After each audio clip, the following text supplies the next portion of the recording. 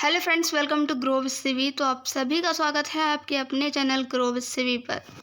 आज की video most important video है और मैं कहूँ एक डिमांडेबल वीडियो भी है, क्योंकि जहाँ तक मैंने देखा है यूट्यूब पर आपको पेपर 1 के लिए, मैथ्स के लिए बहुत सारी स्ट्रेटजी, बहुत सारे कंटेंट भी मिल जाएगा, लेकिन मैथ्स पेपर 2 के लिए जो है स्टूडेंट्स को वो कंटेंट या वो स्ट्रेटजी नहीं मिल पाती है। तो आज हम डिस्कस करने वाले हैं मैथ्स पेपर 2 की स्ट्रेटजी कि आप किस तरीके से सीटेट के मैथ्स पेपर 2 की प्रिपरेशन कर सकते हैं बहुत ही अच्छे तरीके से, और बहुत ही अच्छा स्कोर करेंगे आप अगर आप इस स्ट्रेटजी को फॉलो करते हैं जो आज मैं आपको आगे वीडियो में बताने वाली हूँ। तो प्लीज़ फ्रेंड्स, अगर आप मैथ्स पेपर 2 के लिए वरी हैं कि आप उसके लिए प्रिपरेशन कैसे करें, तो इस वीडियो को एंड तक देखना, जिससे आप जो है अपनी प्रिपरेशन को अच्छे से कर पाएँ। आपको जो है एक दैट एक गाइडेंस मिल पाए कि आपको किस तरीके से पेपर 2 की प्रिपरेशन करनी है, कहाँ से स्टार्ट करना है, कहाँ से प्रिपरेशन करें। ठीक है, तो सबसे पहले तो मैं आपको बताऊंगी कुछ मोस्ट इम्पॉर्टेंट टॉपिक। अगर आप इन टॉपिक्स को तैयार कर लेते हैं तो इससे बाहर एक भी क्वेश्चन सीटेट के एग्ज़ाम में नहीं पूछा जाता है। देखिए, एक दो क्वेश्चंस अगर रेयर केस में आ भी जाए तो वो हो सकता है, अदरवाइज़ इन टॉपिक्स के हटकर एक भी क्वेश्चन नहीं पूछा जाता है। ठीक है, तो सबसे पहले हम इन टॉपिक्स की बात करेंगे। ठीक है, उसके बाद देखेंगे कि और क्या स्ट्रेटजी हमें फॉलो करनी चाहिए।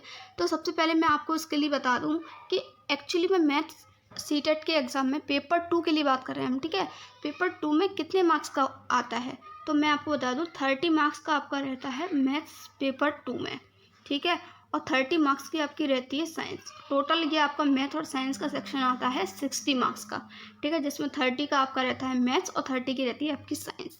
अब देखिए, इसमें भी ये भी दो सेक्शन में डिवाइड है। आपका जो मैथ है वो 20 नंबर का रहेगा कंटेंट, और 10 मार्क्स की आपकी आएगी मैथ्स की पेडागोजी। ऐसे ही आपका साइंस में रहेगा 20 मार्क्स का आपका साइंस का कंटेंट पूछा जाएगा, और 10 मार्क्स की आपकी साइंस की पेडागोजी पूछी जाएगी। ठीक है, तो आई होप कि इतना आपका क्लियर हुआ होगा। 20 मार्क्स का कंटेंट और 10 मार्क्स की मैथ्स की पेडागोजी हमें पूछी जाएगी। ठीक है, यानी 10 क्वेश्चंस जो है पेडागोजी से आएंगे और 20 क्वेश्चंस जो है कंटेंट से आएंगे। कंटेंट मतलब जो भी टॉपिक्स मैं आपको बताने वाली हूँ, जो क्वेश्चन सॉल्व करने वाले हैं वो क्वेश्चंस। ठीक है, तो चलिए पहले देख लेते हैं टॉपिक्स कि हमें कौन कौन सा जो टॉपिक हैं वो प्रिपेयर करने पड़ेंगे। देखिए, बहुत ही ईजी और ज़्यादा हाई टॉपिक्स, जो टॉपिक्स भी देखो, अब जैसे LCM HCF है, वो भी एक बेसिक लेवल पर भी होते हैं, एक हाई लेवल पर भी होते हैं। तो कुछ ज़्यादा हाई लेवल नहीं पूछा जाता है। ठीक है, अगर आपको LCM HCF बेसिक से आते हैं तो आप आराम से इसको कर लेंगे। अब देखिए, मैंने मैथ्स पेपर 1 की कुछ वीडियोस बनाई हुई हैं। ठीक है, एटलीस्ट 6 वीडियोस बनाई हुई हैं मैंने मैथ्स पेपर 1 के कंटेंट के लिए, जिसमें मैंने आपके कुछ बेसिक्स जो है क्लियर किए हैं कॉन्सेप्ट। और उसका नाम देखिए, उस सीरीज़ का नाम था जीरो टू हीरो। ठीक है, क्या नाम है उस सीरीज़ का नाम है जीरो टू हीरो। और मैंने उस पर लिखा हुआ है कि आप गणित की वजह से आपका सीटेट नहीं रुकेगा। तो बिल्कुल करेक्ट है। अगर आप देखो उन वीडियोस को देखते हो तो वहाँ पर मैंने जितने भी नंबर्स होते हैं वो सभी आपको बताए हैं। LCM HCF कैसे निकालते हैं, क्या होता है, वो सभी मैंने आपको बताया हुआ है। ठीक है, तो वो पेपर 1 के लिए है, लेकिन वो पेपर 2 के लिए भी है, मैं वहाँ पे मेंशन करना भूल गई हूँ। ठीक है, तो आप अगर पेपर 2 की प्रिपरेशन कर रहे हैं तो भी आप उन वीडियोज़ को देख लेना, वो कॉन्सेप्ट्स आपको हेल्प करेंगे। ठीक है, अब देखिए, पेपर 2 के लिए कर रहे हैं तो ऑब्वियसली आप पेपर 1 के लिए भी कर रहे होंगे, तो पेपर 1 के लिए अगर आप देख लेंगे तो आपका पेपर 2 के लिए वैसे भी क्लियर हो जाएगा। अब टॉपिक्स को धीरे धीरे पढ़ लेते हैं। फर्स्ट टॉपिक है हमारा LCM एंड HCM, जिसको हम हिंदी में बोलते हैं लासा एंड मासा। क्या बोलते हैं? लासा एंड मासा। ठीक है, तो फर्स्ट टॉपिक आपको ये क्लियर करना है, इससे काफ़ी क्वेश्चंस पूछे जाते हैं। अब देखिए, क्वेश्चन इससे कैसा पूछा जाता है वो मैं आपको बता दूँ। एक सेकेंड, ओके। अब जैसे देखिए, एक क्वेश्चन पूछा गया था, दो संख्याओं का LCM और HCF दिया था। LCM दिया था 1485 और HCF दिया था 33। अब उन्होंने ये बोला था यदि उसमें से एक नंबर को 33 से भाग दिया जाए तो भागफल इतना आता है, शेषफल इतना आता है, तो दूसरी संख्या ज्ञात कीजिए, है ना। अब ऐसे ही आपसे LCM एंड HCF कुछ क्वेश्चंस में निकलवाया जाता है, इसका HCF निकालिए, इसका LCM निकालिए। तो इस टाइप के जो क्वेश्चंस हैं वो पूछे जाते हैं। नेक्स्ट क्वेश्चन है प्रोबेबिलिटी यानी प्रायिकता। प्रायिकता से भी काफ़ी क्वेश्चंस आते हैं, एटलीस्ट 1 से 2 क्वेश्चंस तो पूछे ही जाते हैं, ठीक है। तो प्रायिकता, नेक्स्ट टॉपिक आपको प्रायिकता का कवर करना है। नेक्स्ट थर्ड टॉपिक है हमारा मीन मीडियन मोड, यानी कि माध्य, माध्यिका और बहुलक। देखिए यहाँ से भी 1 से 2 क्वेश्चन आपका जो है सीटेट के मैथ्स के पेपर 2 में पूछा ही जाता है। नेक्स्ट टॉपिक देख लेते हैं। तो नेक्स्ट टॉपिक है हमारा नंबर सिस्टम। नंबर सिस्टम में क्या आएगा, आपकी भाज्य संख्या आ जाएगी, या भाज्य संख्याएं, सम संख्याएं, विषम संख्याएं, भिन्न, उचित भिन्न, अनुचित भिन्न, भिन्न कितने प्रकार की होती है ना, वो सभी आ जाएगा। अब देखिए ये आप कहाँ से कवर करोगे, तो ये भी मैंने आपको अभी बताया ना 6 वीडियोस, वहाँ पर मैंने नंबर सिस्टम को मैंने बहुत अच्छे से समझाया हुआ है कि परमेय संख्या क्या होती हैं, परमेय संख्या, वास्तविक संख्या क्या होती हैं, प्राकृतिक संख्या क्या होती हैं, भाज्य अभाज्य संख्याएं। देखिए इससे बहुत सारे क्वेश्चंस आ जाते हैं। नंबर सिस्टम को आप अच्छे से प्लीज़ कवर कर लेना, ओके। अब देखिए कैसा क्वेश्चन आया था, एक मैं आपको बता दूं पेपर 2 में 101 और 120 के बीच कितनी भाज्य संख्याएं। अब जब आपको भाज्य संख्याओं के बारे में पता होगा तभी तो आप इनके बीच की भाज्य संख्या को काउंट कर पाओगे। अब आपको पता ही नहीं होगा कि भाज्य संख्या होती कौन सी है, तो आप काउंट नहीं कर पाओगे, क्वेश्चन को सॉल्व नहीं कर पाओगे। इसलिए मैं कह रही हूँ कि जितनी भी ये जो संख्याएँ हैं इनको प्लीज़ अच्छे से कवर कर लेना कि भाज्य संख्या क्या होती हैं, सम संख्या, इनका पूरा डिफरेंस देख लेना, बहुत इजी है, ठीक है, आराम से कर लोगे। नेक्स्ट टॉपिक देखते हैं। नेक्स्ट टॉपिक है डिविजिबिलिटी रूल। देखिए भाजकता के कुछ नियम होते हैं, वो आपको पढ़ने हैं, ठीक है। 2 की भाजकता क्या होती है, उसका रूल होता है, ठीक है। और 3 की भाजकता क्या कहती है, 4 की भाजकता क्या कहती है, 11 की। अगर आप देखो कहोगे तो मैं डिविजिबिलिटी रूल पर एक वीडियो बना दूंगी, ठीक है, क्योंकि 11 तक होते हैं इसके डिविजिबिलिटी रूल। 11 तक आप बस याद कर लीजिए, 11 ही रूल हैं। अगर आप उनको याद कर लेते हैं तो डिविजिबिलिटी से जितने भी क्वेश्चंस आएंगे आप उनको बहुत ही अच्छे से देखिए सॉल्व कर पाओगे। अब देखिए मैं आपको यहाँ पर एक सेकंड में बता देती हूँ कि किस तरीके का जो है क्वेश्चंस आपसे डिविजिबिलिटी में पूछा जाता है, ठीक है। एक सेकेंड रुकना, ओके। डिविजिबिलिटी में भी 1 मिनट, यस। अब देखिए एक क्वेश्चन पूछा गया था सीटेट के एग्ज़ाम में। ये देखिए हर बार यही से क्वेश्चन पूछे जाते हैं। 78, ये यहाँ पर x लिखा हुआ है, 3945। अब इसमें लिखा था ये जो संख्या है वो 11 से विभाज्य है, यानी कि 11 से विभाजित है। जहाँ x क्या है, एक नंबर है, तो x निकालिए। अब x आप तभी निकाल पाएंगे जब आपको 11 की भाजकता का नियम पता होगा, ठीक है। तो इसीलिए मैं कह रही हूँ कि डिविजिबिलिटी रूल को ज़रूर पढ़ना। अगर आपको इसके ऊपर एक वीडियो चाहिए तो प्लीज़ कमेंट कर देना कमेंट बॉक्स में, वैसे मैं इसके ऊपर एक वीडियो लाने वाली हूँ, ठीक है। नेक्स्ट हम बात करते हैं। तो नेक्स्ट टॉपिक है हमारा मोस्ट इम्पॉर्टेंट टॉपिक, जो पेपर 1 एंड पेपर 2 दोनों में पूछा जाता है, वो है हमारा face value and place value. ज़्यादातर इससे जो क्वेश्चन देखे गए हैं वो पेपर 1 में पूछे जाते हैं, पर कभी कभी पेपर 2 में भी एक आध क्वेश्चन आ गया है, यानी स्थानीय मान और अंकीय मान, ठीक है। नेक्स्ट देख लेते हैं। नेक्स्ट और मोस्ट इम्पॉर्टेंट है, जहाँ से बहुत सारे क्वेश्चन पूछे जाते हैं, एरिया एंड वॉल्यूम। अब एरिया एंड वॉल्यूम यानी कि क्षेत्रफल और आयतन। अब ये किसका, तो इसमें जितनी भी शेप्स होती हैं, आकृति होती हैं, वो सभी आ जाती हैं, चाहे वो आयत हो, चाहे वो समचतुर्भुज हो यानी रोम्बस हो, चाहे वो पैरेललोग्राम हो, समांतर चतुर्भुज हो, ठीक है, चाहे वो ट्रेपेजियम हो यानी कि समलंब हो।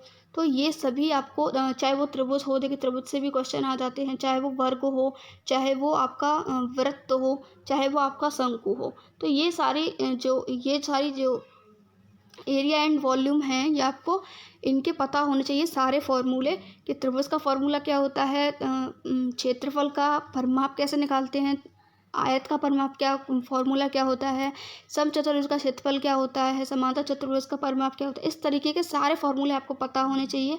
अब देखिए कल या परसों रिसेंटली मैंने वीडियो अपलोड की है, वहाँ पर मैंने इन सभी शेप्स के आपको फॉर्मूले बताए हैं, चाहे क्षेत्रफल हो वो, चाहे परिमाप हो, चाहे फिर वो आयतन हो, ठीक है। तो प्लीज़ उस वीडियो को देख लेना, आपके सारे फॉर्मूले वहाँ से क्लियर हो जाएंगे। नेक्स्ट क्वेश्चन की बात कर लेते हैं। तो नेक्स्ट टॉपिक की बात कर लेते हैं। नेक्स्ट टॉपिक है हमारा आइलर फार्मूला। आइलर्स फार्मूला होता है जहाँ से भी क्वेश्चंस 1 से 2 क्वेश्चंस तो पूछे ही जाते हैं, और आइलर फार्मूला होता है आपका F + B = E + 2, F + B = E + 2, ठीक है। ये आइलर्स फार्मूला होता है, यहाँ पर एफ आपका फेस होता है, वी वर्टेक्स होता है, ई एजेस होता है, यानी एफ से फलक, फेस, वर्टेक्स शीर्ष, ई से एस यानी कि किनारे। तो ये आपसे इस टाइप का देखिए, इसमें से ये जो है क्वेश्चन किस टाइप का पूछा जाता है वो देख लीजिए। तो एक सेकंड में आपको बता देती हूँ किस तरीके का क्वेश्चन पूछा जाता है। अब देखिए ये क्वेश्चन किस तरीके से पूछा जाता है। तो क्वेश्चन देखिए पूछा गया था, किसी प्रिज्म का आधार एक पंचभुज है। क्या है? पंचभुज। ठीक है, पंचभुज आप इस तरीके से बना लोगे ऐसे, ठीक है, जिसकी 5 भुजाएं होती हैं वो पंचभुज हो गया। ठीक है, अब इसका आधार पंचभुज है और इस प्रिज्म के फलकों, किनारों और शीर्षों की संख्या का योग ज्ञात कीजिए। तो देखिए आपको इसके फलक, किनारे और शीर्ष पता करने हैं और फिर आपको आयलर फॉर्मूला लगाना है जो कि होता है F + V = E+2।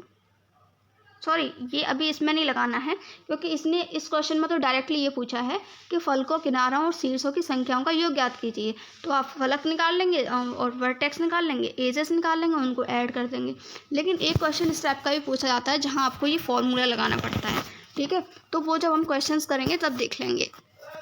तो ये भी इंपॉर्टेंट है। नेक्स्ट टॉपिक देख लेते हैं। नेक्स्ट टॉपिक है हमारा अलजेब्रा से भी क्वेश्चंस आपके पूछे जाते हैं। ठीक है, बहुत सारे क्वेश्चंस यहाँ से भी पूछे जाते हैं। कुछ देखिए सिंप्लीफिकेशन के पूछे जाते हैं। अब जैसे ये है 1 + x y + x² y / 3 + 2x - x²। तो इस टाइप के क्वेश्चन भी आपसे बहुत पूछे जाते हैं सिंप्लीफाई करने के लिए कि इसको सॉल्व करिए x। ठीक है, और उसमें 4 ऑप्शन दिए होंगे आपको, वो आपको उस पर टिक करना है। नेक्स्ट हम देख लेते हैं। नेक्स्ट है आपका ज्योमेट्री से भी देखिए काफ़ी क्वेश्चन पूछे जाते हैं। अलजेब्रा से देखिए कैसे क्वेश्चन पूछे जाते हैं। 1 मिनट, अभी मैंने आपको बता ही दिया है ना। और अभी नेक्स्ट हम बात करते हैं। देखिए इस टाइप के भी क्वेश्चन आपसे पूछे जाते हैं। ये तो वही है, एक्स और वाई से लेकर सिंप्लीफिकेशन मैंने अभी आपको बताया ना, वैसा ही क्वेश्चन पूछा जाता है। ठीक है, अब देखिए ज्योमेट्री से रिलेटेड कुछ होते हैं, जैसे आपको पता होनी चाहिए एकांतर कोण कौन से होते हैं। ठीक है, और जिसको हम अल्टरनेट एंगल बोलते हैं। ठीक है, उससे रिलेटेड भी कुछ क्वेश्चंस होते हैं जिसको जो प्रॉपर्टी आपको पता होनी चाहिए। ठीक है, अब नेक्स्ट हम बात कर लेते हैं, वो है लॉस एंड प्रॉफिट, यानी कि लाभ और हानि।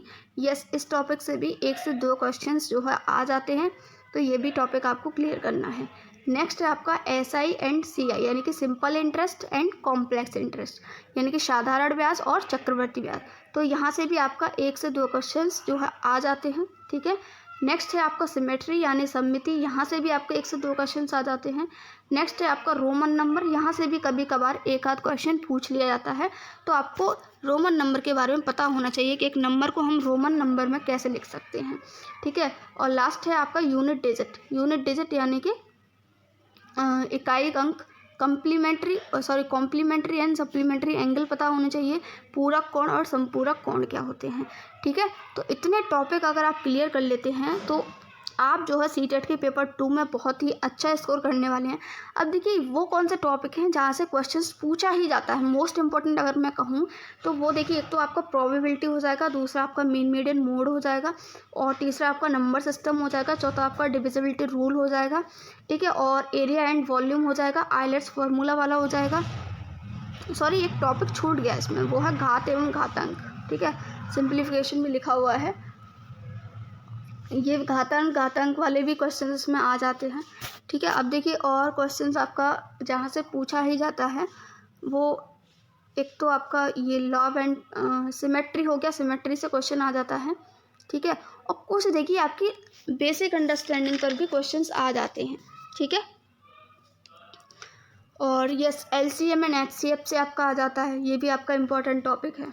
ठीक है, और मैंने आपको बताया आपको जो है प्रॉपर्टीज़ पता होनी चाहिए ज्योमेट्री में, वहाँ से भी एक क्वेश्चन आ जाता है। और आपका लास्ट जो मैंने टॉपिक बताया था कॉम्प्लीमेंट्री एंड सप्लीमेंट्री, वहाँ से भी एक क्वेश्चन आ ही जाता है। ठीक है, तो मैंने आपको ये सारे इंपॉर्टेंट टॉपिक्स बता दिए। अब हम बात करते हैं स्ट्रेटजी की। अब देखिए आप पहले तो इन टॉपिक्स को क्लियर करिए। ठीक है, इन टॉपिक्स को अगर आपको डीपली नहीं पढ़ना है, ठीक है, आप ये नहीं चाहते कि मैं हर एक टॉपिक को डीपली पढूं, तो आप इन सभी की प्रैक्टिस कर लीजिए PYQ से, यानी कि प्रीवियस ईयर क्वेश्चंस आप सभी लगा लीजिए। उन सभी में आपको ये सारे टॉपिक्स देखने को मिल जाएंगे। ये सारे फॉर्मूले आप वहाँ पर लगाओगे, क्वेश्चंस को बार बार करोगे तो ये सारे टॉपिक्स आपके वहाँ क्लियर हो जाएंगे। ठीक है, अब ये तो रहा आपके कंटेंट की बात। यहाँ से आपके 20 क्वेश्चंस जो है, अगर आप देखिए इन टॉपिक्स को क्लियर कर लेते हो तो एटलीस्ट आप 19 मार्क्स, 18 से 19 मार्क्स आप इसमें ला सकते हो।